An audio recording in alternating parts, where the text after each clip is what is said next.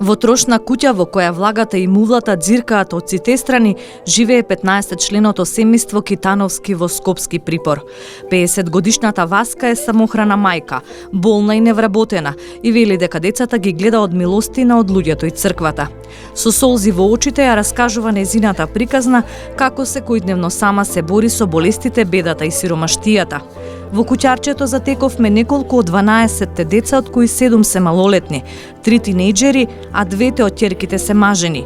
Немаат ниту телевизор, ниту компјутер и спијат по двајца на полускршени кревети. 7 години без социјална помош, дете со епилепсија, ја болна, ме гледате до кој степен сум. Со тероидна жлезда, со полна жолчка камена, нозеве не ми одат двете. Барам помош, кој може, кој ќе чует, кој ќе видит, хумани граѓани, било што да можат. И со храна, и со хигиена, и со еве малце ова што го попуштија пред една година, да можат колку што можат закрепат, купатилото ми течет вода, 2 подрума ми се жива вода, ми се направени лом. Немам никакви услови за живот. Васка вели дека Господ им дал многу деца, но државата не им пружила рака за помош и за ниту едно од нив не прима детски додаток.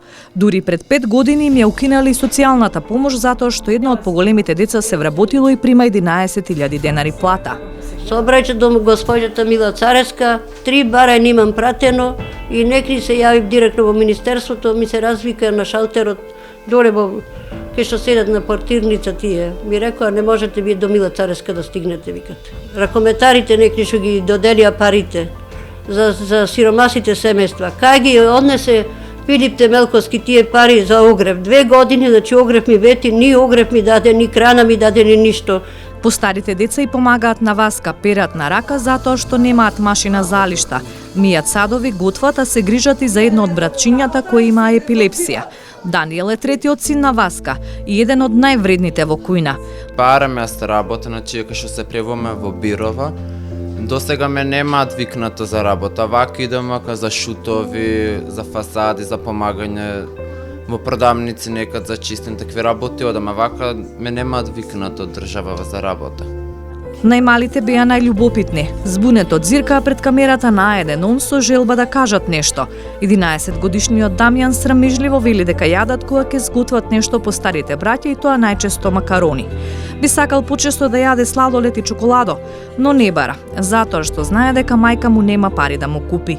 За сладолед има? Не. А за чоколадо? Не. Кога јадете чоколадо? Па кога те донесат некој комшијата му.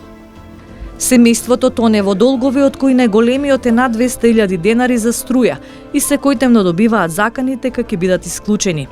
Васка јавно побара пратениците да се сожалат на незината мака и да се откажат од нивните високи плати и да помогнат. Една плата рака оддават сите пратеници за ова семејство, па да видат како е. Без леп, без крана, без облека, без хигиена. А негри за цела куќа да дадат и за сметкава да ја платат струјава. За тие пратеници апелирам што работат во, а тие ги зеде потелите од наш грб. Секој пратеник по 2.000, по 3.000 да дадат сметкава да ја платат или да дојдат да ме видат да речат што пред ова самокрана мајка за Македонија дала синој, јунаци и черки, синој 13 деца за Македонија дала. Пред камерата на еден уште еднаш семејството Китановски упати апел за помош до хуманите луѓе, но и до институциите да се одважат и да им помогнат, за да можат овие деца да имаат колку толку нормален живот.